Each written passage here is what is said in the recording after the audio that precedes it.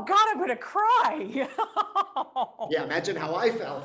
And so I thought, okay, if the 3-year-old gets it, we're gonna be okay. And I Oh. can't watch that scene now without hearing my son say that every time that happens.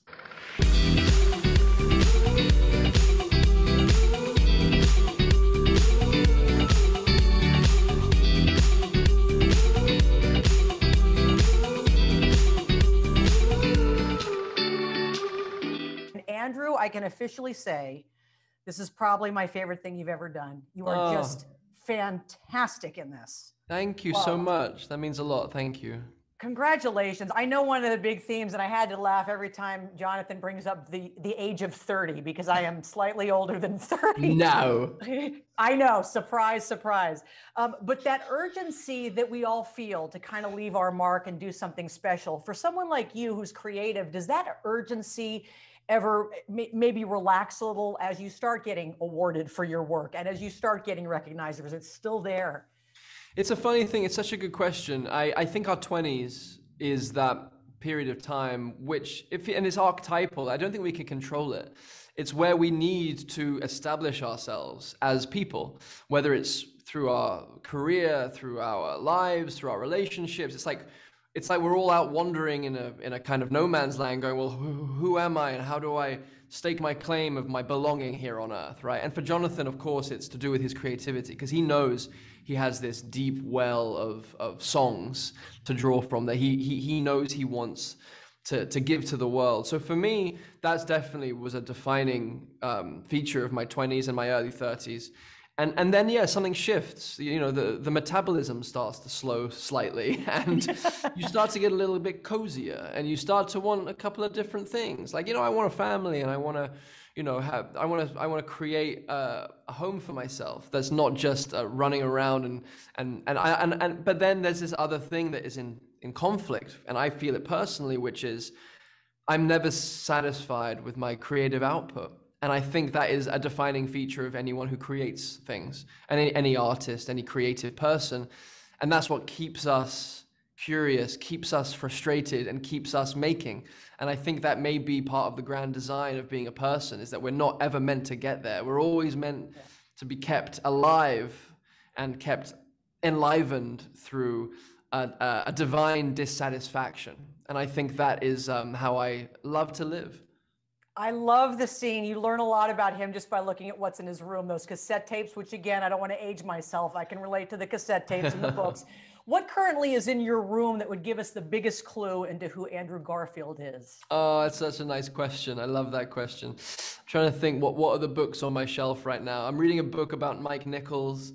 I'm reading a book called The Overstory. I'm reading a great Dave Eggers book right now.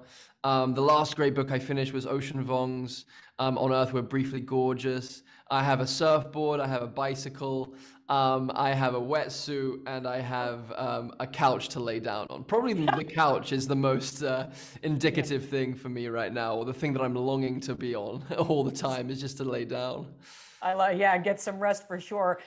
You have talked about your mother, and I'm really sorry to hear about your mom. I know she passed a few years ago. I can't imagine what she would have thought of this. I know she would have loved every single moment, but in your opinion, would she have had a favorite part? Oh, thank you so much for asking about my mom, and I appreciate that. She, you would have liked her very much. She was the purest of hearts and the purest of souls, and the kindest person maybe on earth. And I know you would have responded beautifully to her. But it was there was a sadness that I felt in premiering the movie at the AFI the other night, because, you know, it's those moments where you go, oh no, there's something deeply missing here, and it's her. And, you know, because those are the moments that you want to share with the people that you love. And thankfully, my dad was there, and some of my best friends, and you know, people very close to me. But nothing replaces the absence of that person. And I know that she was there in spirit. I think she would just love this film. I think she would love it so much. And I think maybe the main thing that she would be moved by was the song "Why," which John sings at the piano in the Delacorte in the middle of Central Park, and he's trying to meet this moment of loss, trying to meet this moment of devastation and potential loss of his best friend, and he's trying to figure it out, and he finds it through his music, he finds it through his gift, and he gets met by the angels, and he gets told, no, you have to keep doing what you're doing, and you have to do it for him. You have to do it for this person that means so much to your heart. And for me, that's my mother. Part of the reason why I do what I do is for my mum, and to honor her, and especially with this film, like I really wanted to do her proud and do her justice, because we all leave the earth with an unfinished song, a half-finished song. And for me, this was an opportunity to sing, to carry on singing John's half-finished song, and also to add a few extra notes onto my mother's unfinished song as well. So it's a real spiritual pleasure for me to be doing this. Well, they say death ends a life, but not a relationship. And I think she had the best seat in the house for this. She had the best seat in the house. Oh, that's so beautiful. Thank you so much. Thank you for that. That's a beautiful way to say it, and I appreciate that. And she likes that too. I can feel that she enjoyed that as well. Thank you. I cannot congratulate you enough. No surprise to me at all that your directorial debut is as fantastic as it is. So congratulations on this. Thank you. Great to see you. Oh, it's great to see you. I've got so many questions. The first one, I would imagine it is a blessing and a curse being you, because you know everybody with talent. Did you have, without mentioning names, any of your close friends, when you cast Andrew, call you and say, really? Andrew Garfield, when I've known you for 20 years? What a specific question. I love that notion. No, honestly, it wasn't long after I agreed to direct Tick, Tick, Boom as a film that I saw Andrew playing Prior Walter in Angels in America at the National Theatre in London. That is an endurance test. That is a 6-hour play in 2 parts, and he is like this giant open heart for 6 hours. And I just was like, well, that guy can do anything. And I knew I needed a theater beast, and I know some theater beasts in my life. Yeah. You're absolutely right. But I also knew I'd never seen anything like that performance. And I didn't know if he could sing, but I knew he could do anything because I saw him in that thing. Well, can I tell you, this is probably my favorite thing he's ever done. What a great choice. I was just curious though, if you ever have friends whose feelings are a little hurt because maybe they didn't get the part. I managed to sneak enough of my friends into that movie that that is okay. Well, it's funny. I don't want to give anything away, but you must pay close attention and watch it more than once to go back and just appreciate how many people you do know, and the joy of some of those cameos. One of my favorite scenes, and all I could think about while watching this scene was, I wonder if this has happened to Lin, was when Alexandra and Andrew are sharing an intimate moment as Susan. She's being vulnerable, and he's not really paying attention. And she goes, wait, are you thinking about how to use this in a song? Has that happened to you when your wife is confiding and she can tell, wait, are you going to use this? I remember screening that for another composer friend of mine, a really incredible composer. And when he starts playing piano on her back while they're in an embrace, I heard this low groan of like, Lin, you can't tell people that. Right.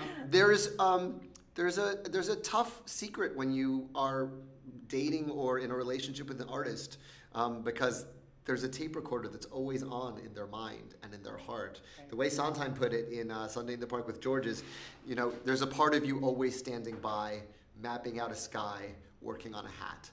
There's always a part of you that's kind of filing away your life, and as you're living it for future reference. And that's a dirty little secret that all creators have. And it was really exciting to find a way to make that very true experience work for the movie. Oh, it is just, there's so many fantastic parts to this. I cannot imagine being Jonathan's family watching this on the big screen. I know they've seen his work posthumously performed on the stage, but this, I can't even imagine this. And there are a lot of things that we learn about Jonathan in his room, the cassette tapes, the books he has. I'm wondering what is currently in your room or your home that would give us the biggest clues into who you are? I mean, if you go through my pockets, it is a mix of child-sized masks, Legos, and whatever stuff I had to grab because we have to go. You have to catch the bus. My entire life is turned upside down by my kids. It was such a joy to edit this movie because we made this during quarantine. My editor just came and lived with us, and so the kids would kind of wander in and out while we were making the movie to live above the store, which was very rare for me. Jesse was sort of amazing. And I'll tell you a moment that really, I can't watch it in the movie without thinking about it. My 3-year-old climbed up into my lap while we were editing that sequence where he's running through Central Park and he's having a moment of crisis, and he finds himself at the Delacorte Theater, and he pulls this tarp off and reveals a rehearsal piano. And it's been scary music and it's pretty intense. And my 3-year-old's in my lap and he hasn't said a word the whole time. And in that moment, he goes, "The piano will make him better." Oh God, I'm gonna cry. Yeah, imagine how I felt. And so I thought, okay, if the 3-year-old gets it, we're gonna be okay. And I can't watch that scene now without hearing my son say that every time that happens. Jeez, I'm getting choked up. I gotta go. I know they wrapped me a minute ago, but now I really have to go. You just deserve all the praise you can. I cannot wait for people to see this. And thank you so much for this film. It is a true gift. Thank you. Always good to talk to you. Hi, Tara. First of all, my challenge is going to be not crying during this interview. I cannot tell you how fantastic this movie was. I was sobbing. I messaged you yesterday, Alexandra. Yeah. Congratulations. Robin, nice to meet you, by the way. Let me start with Alexandra, though. You know, when we first see Jonathan and Susan, there's an entire history there. In your opinion, what was the key to establishing that great history with Andrew, where we bought it the minute we saw the two of you? Well, I think that my chemistry with Andrew is just a testament to him as an actor and as a human being. Right? Like the minute we met each other from my audition, we both were just like, we were just Jonathan and Susan, and we loved each other. And there was an instantaneous connection, not only like within our hearts, but like recognizing and seeing each other at our Atma and our highest good, and being like, I respect you and I trust you. And we just dove in right away within the work. And then once we got together, really fine tuning that with Lin and finding those moments hanging out outside of work. We wanted there to be a love language to our chemistry and our relationship, to really showcase that throughout, whether it's us loving on each other or us fighting with each other. Yeah, it is just, I mean, it's just fantastic. Robin, you are heartbreaking in this, just phenomenal. And you, to me, are kind of a no-brainer when it comes to anything that Lin-Manuel Miranda does. There are so many songs that I love, but there's that great one, No More. But there's also a lot of beauty in Roughing It. And I'm curious, before you found success, what is something about those days of Roughing It that you actually miss? From the days of Roughing It. And actually missing it. Right? I like that good privilege, you know what I'm saying? I miss, I have to remind myself sometimes to do things with my hands. Like today in the hotel room, even though there's room service, I had to clean the room. Like I needed my space to be in a certain way because I feel like it reflects my energy and my headspace. And there's something about me physically being the one that cleans it because I'm the one doing the work. Only I can do the work up here, you know? So I think there's something like about that. Totally. You segued actually into my next question because it involves a room. There's a lot we learn about Jonathan just by seeing what's in his room, the cassette tapes and the books and all that stuff.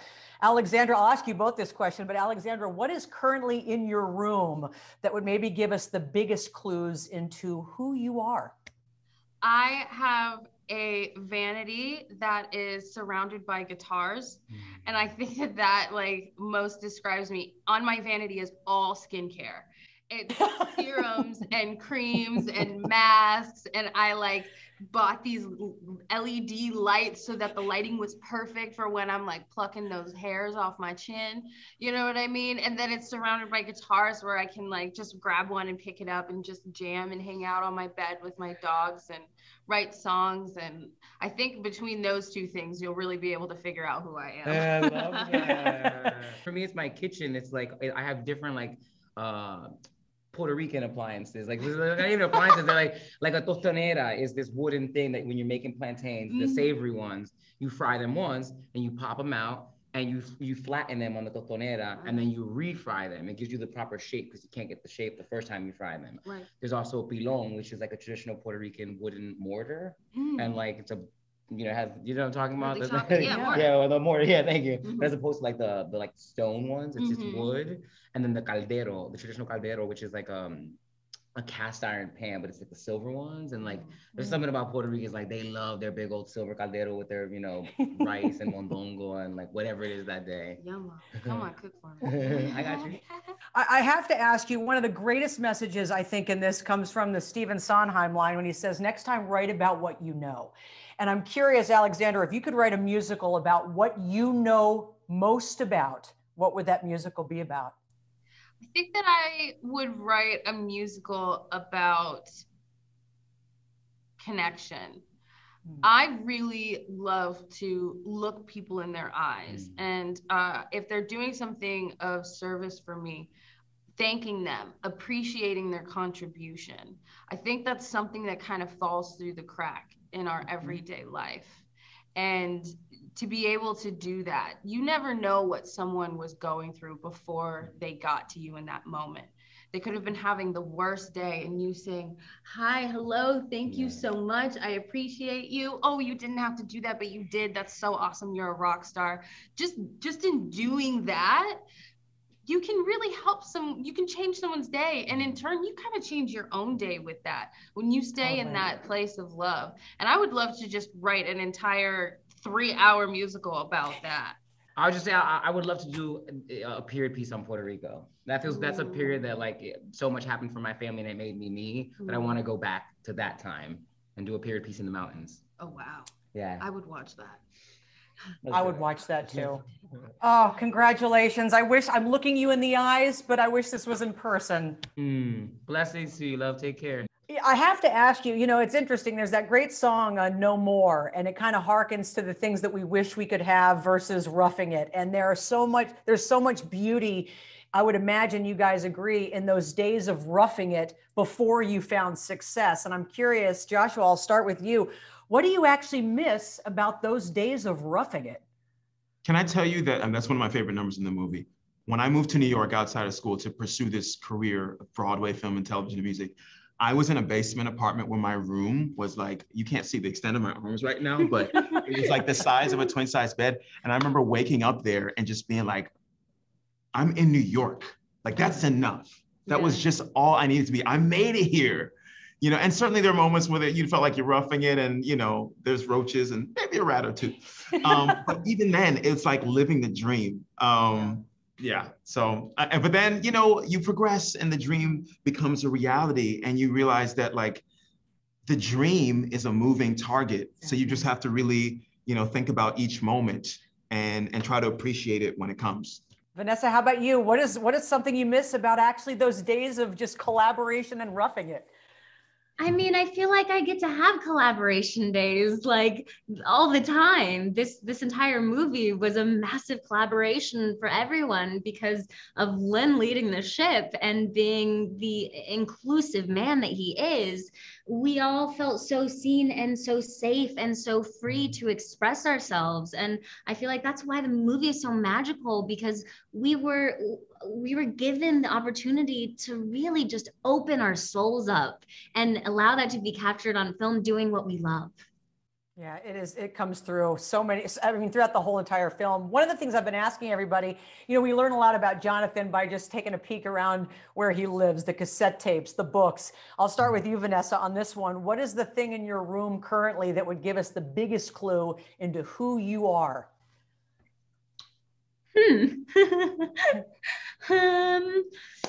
I don't know. I just did Architectural Digest recently, so like maybe just watch it and you can figure out who I am for yourself. All right, good answer. Joshua, how about you? I know you're a dad of. Do you have twins now? I do. They're 7 months old right now, so and I miss them so much.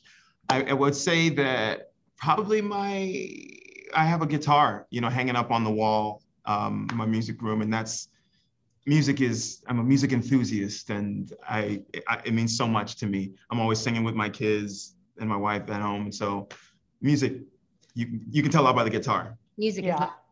the message, write what you know. You know, one of the greatest messages, in my opinion, is do what you love, write what you know about. So if you were to write a musical right now on what you know the most about, what would that be, Joshua? I would write about a guy who didn't expect to have 3 children, and also has these incredible dreams to go super far in art. And the, you know, that on a seesaw, and how different things take the focus at different moments, and just juggling that in a life where things are moving and changing so much. Yeah. That's what I know. Vanessa, you? I feel like I've always filled my life and seen through a lens that is unique unto myself, that is full of life and wonderment and magic. So it'd definitely be a musical, because I live my life as if it is a musical. And it would have to do with how in life we choose moment to moment how we perceive things. And that is our own personal choice. And you can choose love. You can choose to not take things personally. There are all these little things that we can choose to do to make our lives and those around us better. So it would be about that, and about recognizing the magic that the universe gives us, and divine timing. What would be the title? That's so good. Divine timing. Divine timing. Or, I don't know. I guess so. I'm getting 2 tickets in the front row to Divine Timing. Hey, congratulations, Vanessa. Thanks for the love you've been throwing to the Phoenix Suns and our team recently. I love the Suns. Go Suns. Go Suns. I hope to see you both in person on the next one. Take care. Take care.